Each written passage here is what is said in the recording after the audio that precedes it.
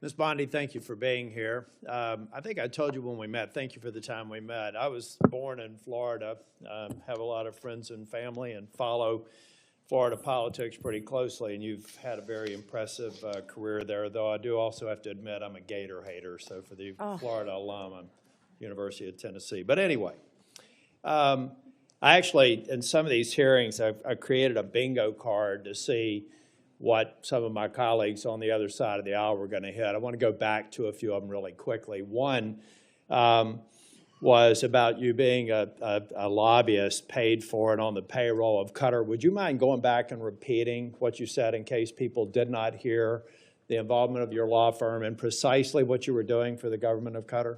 Yes, Senator. I was very proud of that work. It was anti-human trafficking in advance of the World Cup, and human trafficking has been something that's been very important to me my entire career, especially when I was Attorney General of the state of Florida. And you also made it clear that you had a number of practitioners within the firm working on it, so this narrative that you were getting $115,000 a month from Qatar is correct or not? Not correct. Okay, thank you. I want to talk a little bit about, well, first off, I want to go back. You should be happy that so many comments have been directed towards Kash Patel, whose confirmation I am supporting. In fact, I'm meeting with him today, because that means they're out of stuff for you. So if it comes up again, you will once again know that you've got a great reputation and a great resume, and they are just trying to find things to put your integrity into question. You have answered the question repeatedly that that you will be loyal to the Constitution and you will live up to the oath to the Constitution and to protecting the American people. And I think Mr. Patel, when he becomes here, he'll be able to get rid of the myth in the same way that you did as a lobbyist for Qatar. He'll be able to get rid of that list of the enemies, be able to deal with the enemies list, and the marketing department for your opposition is going to have to come up with new material because that stuff is getting old. Section 702. You heard Senator Lee talk about some concerns that he has with 702. I believe it's one of the most important things that you can do early into your confirmation. You will be confirmed, and hopefully with some Democrat support. That there have been dramatic reforms to 702. I've sat through an extensive presentation to try and make sure that the abuses never occur again and that you have a throat to choke if somebody abuses the protocol that's in place. I believe that we need to codify a lot of that. As a matter of fact, when I went through it, I felt like there were so many blinding flashes of the obvious. How could this not have already been a part of the approval matrix? So can you, after you're confirmed, commit that you or a designate will come back and provide for this committee an update on all of the protocols that have changed and recommended legislation for codifying so that when we do go to reauthorization, we'll have what we need to make sure that that program stays in place? Senator, I or a designee will review all of 702 before it terms, of course, in 2026 and come back and report to you on both sides of the aisle. Thank you. You have a great perspective with your time in the state and working with the Department of Justice. Give me an idea of things that we need to do better in terms of, and I'm talking primarily in the law enforcement role. I think many people don't understand the joint task forces, the law enforcement efforts that are going every single day in every one of our states. What an incredible job they do. So can you give me some sense of things that you would look at to say maybe we could do it better from your perspective of having been a prosecutor in Florida?